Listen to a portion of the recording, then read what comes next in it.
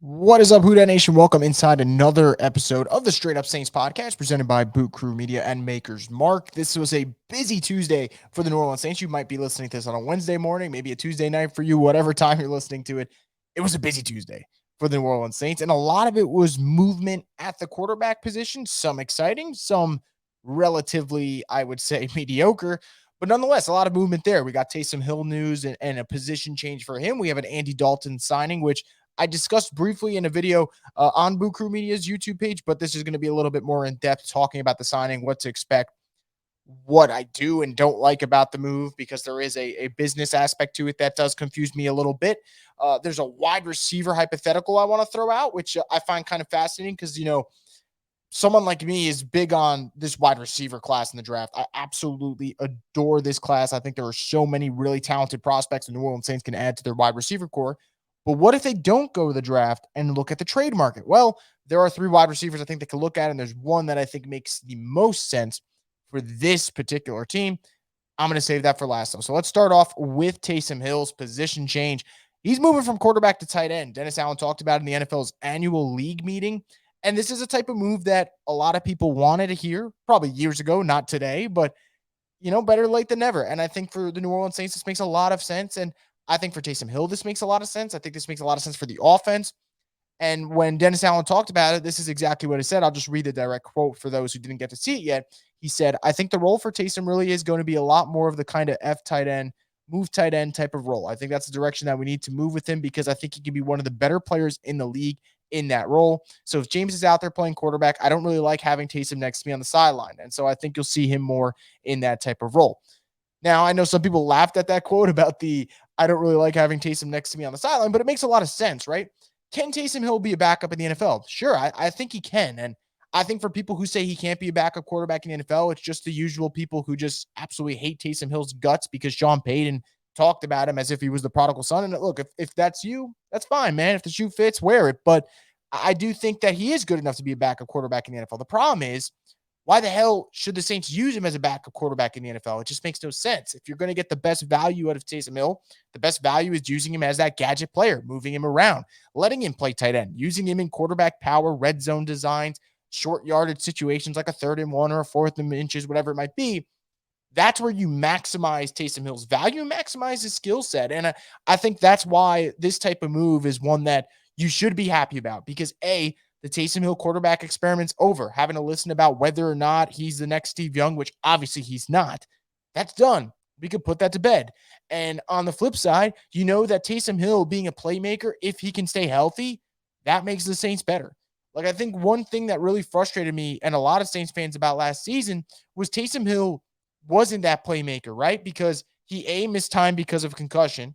He had to play quarterback because Jameis Winston tore his ACL. And then C, even when he was quarterback, he's playing with a foot injury that kind of, I'm not going to say derailed his athleticism because, man, he still looked athletic when he was running. But we didn't get to see the best version of Taysom Hill because the best version of Taysom Hill isn't at quarterback. The best version of Taysom Hill is all over the field. That's the best version. So I think this is a great move. And I think, it also might extend the career of Taysom Hill if he can stay healthy. The reason I say that is I do think there is value in him playing tight end. I do think he could get his hands down in the dirt and block. I do think that he has the speed if he's matched up against a linebacker to win that battle. I do think that he's tough enough that if you get the ball to him, the yards after the catch factor might be really impressive because we know what he can do with the ball in his hands when he's running. And you take out all the negative aspects except for one, you still have the fumble concerns. How is he going to handle being a tight end and handling hard hits over the middle of the field? That is the biggest concern and probably the only concern I have left as far as the play side. But you're eliminating all the negative aspects when you put him in this type of role. So I am going to literally tip my cap that I have on right now to Dennis Allen and the Saints for actually making this position change a thing. And yes, should have happened years ago? Sure, I totally agree with you. But again, better late than never. This is a really, really bad skill position group. Now they just got better just from this news alone. Now, you have to factor in Taysom Hill getting hurt often, but just off this news alone, they are better today as a skill position group than they were yesterday. And again, that's a cheap move, but it still counts. I still have to analyze it in that way. So I'm all for it. As for the contract aspect, the great Ross Jackson kind of put it into perspective here. It's a $40 million contract over 4 years. That would make him the 7th highest paid tight end in the NFL in terms of total contract value. It's right between Cameron Brate at $40.8 million and Hunter Henry at $37.5 million. Kind of disgusting that Taysom Hill's total value would be more than Hunter Henry, who I think is a very damn good tight end. That said, if you got a problem with the contract, that's a Sean Payton problem. I understand anytime I do something about Taysom Hill, podcast, video, just tweeting about it, I know it's a polarizing subject. Like, I know some Saints fans love him so freaking much that anything I say about Taysom Hill, something positive is going to come. And I know some Saints fans hate him so much that anything I say about Taysom Hill, something negative is going to come out because that's just who they are. And it goes both ways. So I know it's a polarizing subject, but I really don't see anything wrong with moving him to tight end. I think this is going to help the team in the long run. And I think if your problem with this situation is the contract, I don't disagree with you. And I have no problem with Saints fans who want to complain about Taysom Hill's contract. Like, that's okay. Like, I think those are very fine complaints. However, the man who's responsible for that is not in the room. It's like the guy who kind of just passes gas and then leaves the room and lets everyone else complain about who ripped one. Well, Sean Payton in this situation technically ripped one and he left the room. So you can't blame him at this point. So, you can blame him, but he's not there to kind of face the consequences, I should say, for what that is. So, I kudos to the staff for making this change. Kudos to Taysom Hill for finally getting over this quarterback dream thing and just being a good football player, which is what he is. So I'm for this move. If you're not for this move, man, I love to hear why, because I do think this is the best version of Taysom. A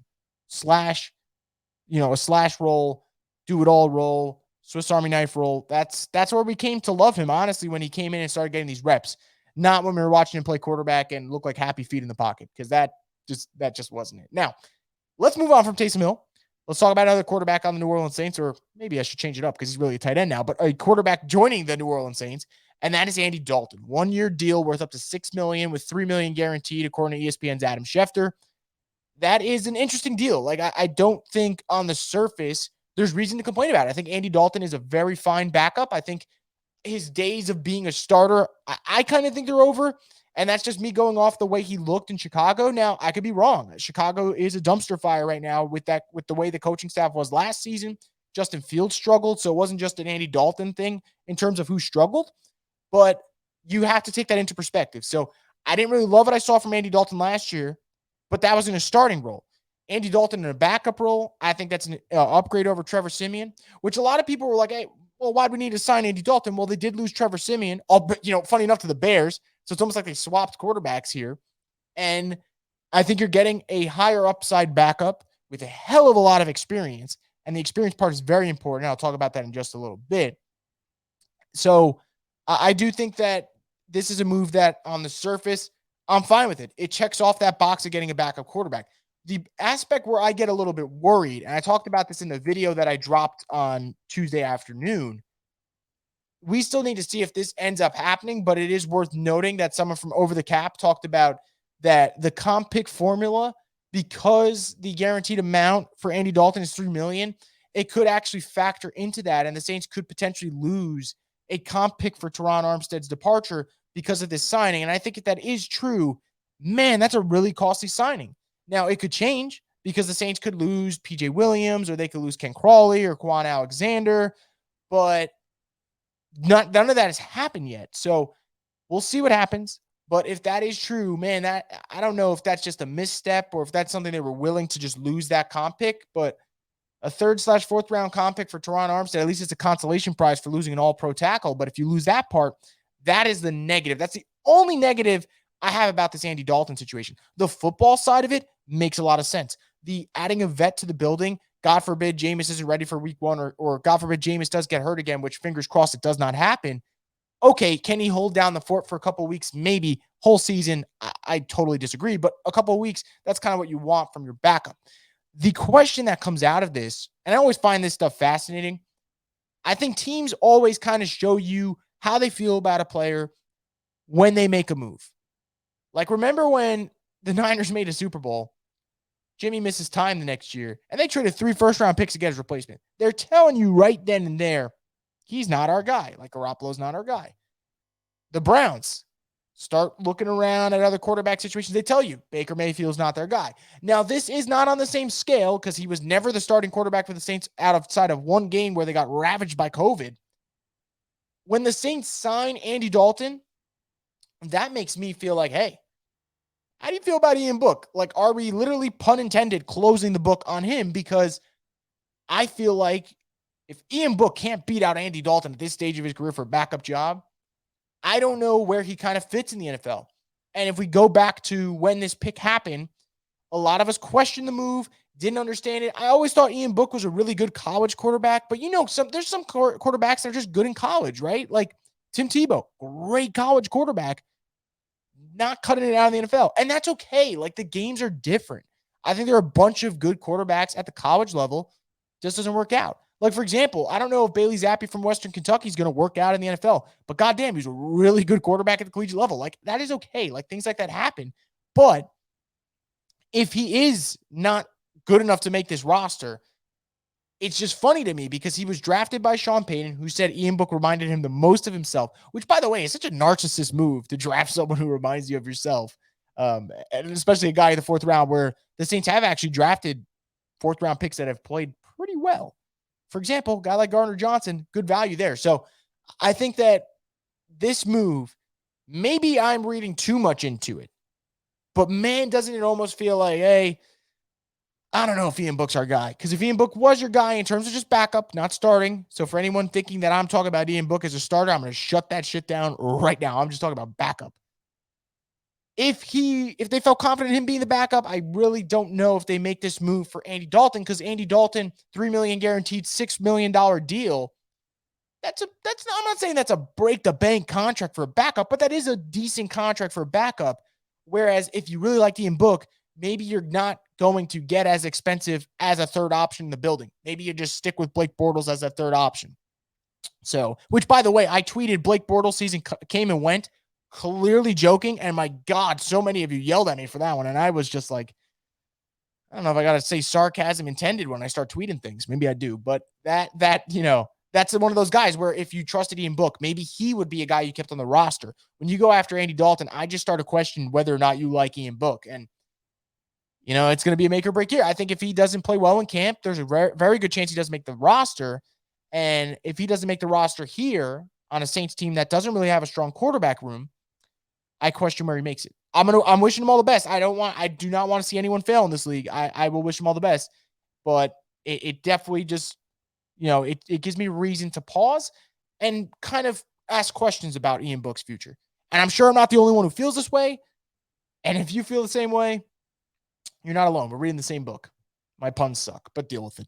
So the other question that I have that comes out of the Andy Dalton signing, does this take the Saints out of the quarterback market? I think a lot of people think the answer is a resounding yes, and it might very well be yes. Like, it could be possible. Like, the Saints could go into the season, Jameis is QB1, Andy Dalton QB2, Ian Book QB3, Taysom Hill tight end, do it all, roll, whatever the freaking hell you want to do with him, just not QB. I do think that the answer to that question really depends on the board. And the reason I say that is the more and more I go through this kind of draft process, and look, I know NFL teams know more than me. I'm just, at the end of the day, I'm a sports writer, a podcaster, so I don't see the game the way the people who are behind the scenes and know what they're doing see the game. So some shit they might agree on, and I might just get lucky on what I'm thinking about a player, and others, I just might be way off the mark. But the more I look at this quarterback class, which has just been blasted by the media, there are two guys for me that really stick out. And those two guys for me that really stick out outside of the usuals, like, I think people know, if they've listened to me or they've read some of my tweets, they know that I really like Malik Willis. I think Malik Willis has a lot of special traits, but I think Malik Willis is going top 10. So let's take him out of the picture. Everyone knows I do like Kenny Pickett. I do think that he does some things very well. I don't think he has elite traits like Malik Willis, but he's a first-round quarterback, and he will go in the first round, and he'll probably come off the board before the Saints draft. So take those out of the equation. There are two quarterbacks outside of those dudes that I look at, and I'm like, I do think there are attributes and traits here that work. And with the right coaching, time will tell if the Saints have that right coaching, can get the best out of them. And those two quarterbacks that I bring up aren't guys that I think the Saints would take with pick 18, which is why I'm not ready to slam the door shut on them potentially drafting quarterback. Now, I know a lot of people are like, Chris, stop pushing this quarterback drafting thing. And I'm not trying to push any type of narrative about them drafting a quarterback, because frankly, with the way this team is constructed, you guys know how I feel about pick 18. I would like to see them take a receiver. So take pick 18 out. Let's just say they go receiver. Let's say they go Trevor Penning or Cross and they go left tackle. Take that pick out, okay? If a guy like Desmond Ridder is there on day 2, if a guy like Sam Howell is there on day 2, and the Saints like them, and remember the Saints went to both their pro days, so they were there and they got a chance to look at them. I would not be opposed or shoot down the idea of the Saints moving up to get one of those quarterbacks if they feel like they can develop them. This doesn't change my opinion. Jameis Winston's going to be the starter in 2022. There is nothing that's going to change that in my mind, and I don't think anything should kind of change at this point because he knows the offense. He seems to be doing very well in his ACL recovery. So it would make more sense to get him a couple more weapons. And if you do find a guy that you could develop on day 2 and you really do like him, all right, fine, let's go for it. So that's why I don't want to shut the door on that possibility yet. Those are two guys that if Ridder and Howell, one of them is sitting there and the Saints do like them and their, draft evaluation checks out, go for it. So I do think that it's an interesting question to pose. I know a lot of people disagree with it, and that's totally okay. I don't want it to make it seem like the Saints have to draft a quarterback. I'm just saying if they like a quarterback and it's not at pick 18, they have the capital to move up. And they showed already with the Deshaun thing that, man, if they like someone, they're going to try. So I'm just not going to rule it out. But I do think that when they make a signing like that, those are the two questions that came to my mind. Does it take you out of the QB market for the draft? I'm curious about that. Because remember, you got a quarterback on a 2-year deal, a quarterback on a 1-year deal. So that is interesting to me. And then the number 2 question, what the hell does it mean for Ian Book? And I don't think it means anything good for Ian Book. So that is kind of me closing it on this Andy Dalton situation. And let me move on to the final thing, which I hinted at before. And you have seen it get teased on Twitter already from when I posted the link to this episode. The Saints know they need wide receivers. I know people who don't watch the Saints and they know they need wide receivers. That's partially because I complain about it a lot. So I got to be fair about that and be a little self-evaluation. Like, I don't have any friends that are Saints fans, but they know that the Saints need wide receivers. It's probably because they see me bitching about it on Twitter. But nonetheless, the Saints know they need wide receivers. Dennis Allen talked about it. Mickey Loomis talked about it. So at some point, they're going to add one. I don't know if it'll be via the draft. I don't know if it'll be 1 in the draft, 2 in the draft. Albeit I can't shake the feeling that Velus Jones will be on the Saints by the end of April. They know that they need to upgrade at the position. And a lot of talk is about them going to do it through the draft. And rightfully so. I'm a big believer in building through the draft. You can't do that when you have a draft like Cesar Ruiz, Adam Troutman, Tommy Stevens, and Zach Bond. Like, that is the opposite of building a team. That is just building a first team, all busts. But that is the ideal way of building a team via the draft. Now, are you going to have another 2017 draft? Highly unlikely. That is all-time legendary stuff. But that is the philosophy that you want to have. But let's kind of put that to the side because over the next month, I'm going to be talking about the draft nonstop. And I just, want to look at the other side of the equation. The Saints have already shown they're willing to get active in the trade market. They went after Deshaun Watson. Whether you liked it, whether I liked it, whether anyone liked it, they went after him. What if they look at the trade market at the quarterback spot, at the wide receiver spot, excuse me. If that does happen, I think there's 3 options that are interesting. And I'm not saying the Saints are going to land any of those guys, but you make the phone call. You always make the phone call. And there are 2 options that are more affordable than the other. And there's one option that might appeal to you the most, but it's damn expensive. And 1 out of the 3 options, I think, is the perfect fit for the Saints if they were to go this route. The first option is Brandon Cooks. A lot of you guys just rolled your eyes. You don't want him back. Closed mouths don't get fed. The whole 9 yards. I get it. But he is on the last year of his contract.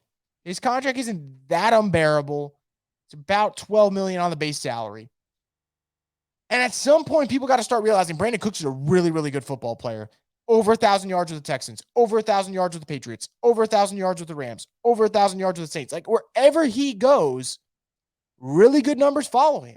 And I think Brandon Cooks has become this player now that he's got a bad rep because he's been traded so many times. And I get it, man. Like, when trades like that happen, sure, like, people will start to knock you. But Brandon Cooks, he's got close to 8,000 career receiving yards. That is a really, really, really good number. Like, that is a number that I think people almost sleep on. And for the exact number you want, it's 7,917. And he was drafted in 2014. Just for, comparison's sake, Devontae Adams, who came in the league the same year as Brandon Cooks, 8,121 yards. There's a difference of 204 yards between the best receiver in football and Brandon Cooks. So before people, if you want to complain about Brandon Cooks because of the way things ended, that is totally cool. But if I mention Brandon Cooks as a potential trade target for the Saints and you don't think he's good enough for this shit receiving core when he's a really good receiver, straight up out of line. So that is one guy that I think makes a lot of sense for the Saints if they're willing to, just kind of mend the fences and get him back in there.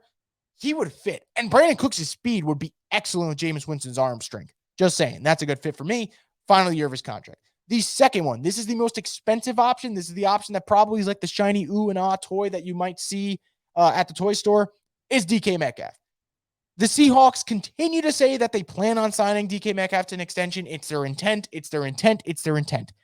The same Seahawks also said they weren't going to trade Russell Wilson. The same Seahawks also said they're not talking to teams about Russell Wilson. The same Seahawks said, well, it is our intention for Russell Wilson to be a Seahawk for life. Yeah, that was all bullshit because they traded him to the Denver Broncos. And frankly, I still don't think they got enough for Russell Wilson. DK Metcalf, final year of his rookie contract. The problem with the DK Metcalf one is if you do trade for him, you're saying goodbye to pick 18. You're maybe saying goodbye to another mid-round pick. Oh, and by the way, you got to trade him. You got to spend a boatload of money on him because he's up for a new contract. And when Tyreek Hill gets $30 million a year and Devontae Adams gets $27-28 million a year, you don't think DK Metcalf's asking for $24-25 million a year for a guy who is younger than both them? You've got to think that's it. For a 24-year-old like him, I think that he would consider it. I think he would want that type of money. $25 million, that probably seems around the ballpark for a player like him. Freak of nature talent. Obviously would give the Saints an immediate upgrade, and he would be the best possible player in terms of talent-wise out of the three I'm going to mention. But you make a call. I'm not saying you just trade away your picks for DK Metcalf. I will never suggest that because, again, I think the Saints are far off from contending than they think they are.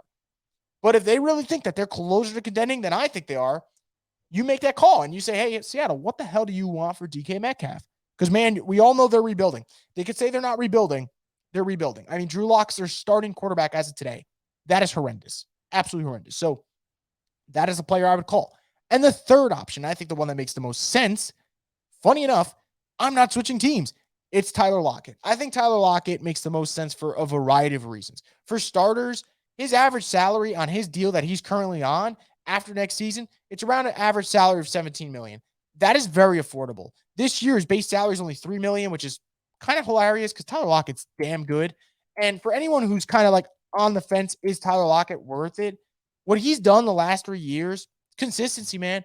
Over 1,000 yards, over 1,000 yards, over 1,000 yards, at least 8 touchdowns in each of the last 3 seasons, at least 73 catches in each of the last 3 seasons. He's just really consistent. He's really steady. I think he is the perfect wide receiver 2 in the NFL, like the perfect wide receiver 2. And the Saints have, when healthy, they have their Batman in Michael Thomas. You need a Robin? Tyler Lockett knows how to play that Robin role. He's done it all of his career. And I think that he would be a tremendous fit from a scheme standpoint. He is a really good big play hitter, 16 yards per reception last season. Jameis needs another weapon. I think he kind of fits that downfield role that he could give you. Really good with sideline catches. I could just sit here talking about Tyler Lockett all day as to why I think he's a great fit. And the cherry on top, he's under contract through 2025. And like I said, $17 million for a guy that averages 1,000 yards per season, that's really good. That is really good value. You're going to see the wide receiver market shoot up. If Christian Kirk is making close to 21 per year, Tyler Lockett making 17, that's a bargain. And like I said, I think Seattle's rebuilding. And I don't think Tyler Lockett necessarily goes for a first-round pick. Is he a second and a comp third that the Saints have? Remember, they do have 2 third-round picks as comps. Maybe the Saints don't want to trade that. But if the Saints, hypothetically speaking, traded, let's say, a second and one of their thirds for Tyler Lockett, all of a sudden you are viewing this wide receiver room a little bit different than you were the day before. Because now it's Michael Thomas, Tyler Lockett gets slided into wide receiver 2, and all the guys that we complain about, Traquan, Marquez Callaway, Deontay Hardy, everyone gets bumped down a peg.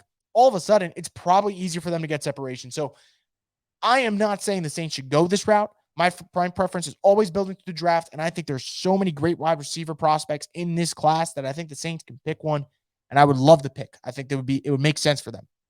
But if they want to go a different route and they want to consider going for a wide receiver via the trade market, Tyler Lockett makes a lot of sense. And I'm sure I'm not the only one who's thought about it. And I'm sure I'm not the only one who thinks that would be a pretty damn cool trade for the Saints. But I'm curious what you guys think as always. If you're watching this YouTube, leave a comment about your thoughts on maybe trading for a receiver and the Taysom Hill news, whatever I talk about in this podcast. If you want to leave a comment, go ahead. I'll get back to you on YouTube.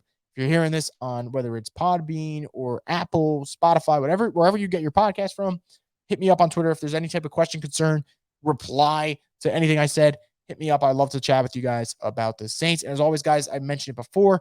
We got Straight Up Saints shirts coming out, pre-sale on Boot Crew Media. You can go to bootcrewmedia.com/shop. It's on the second page. 2 options, a black shirt, a white shirt. I will come up with, I would say more creative shirts in terms of sayings, ideas, but that's kind of the starter for now that we're going to go with. And as the season goes along, the off season goes along, whatever pops up in my head, if I think it's a good idea, put it on a shirt and we'll see what happens from there. But I appreciate you guys listening to this edition of the Straight Up Saints podcast, the destination for the Who Dat Nation. I'll talk to you guys later this week because I don't think the Saints are done making moves, but we'll see what happens. Can't wait to talk to you guys later this week.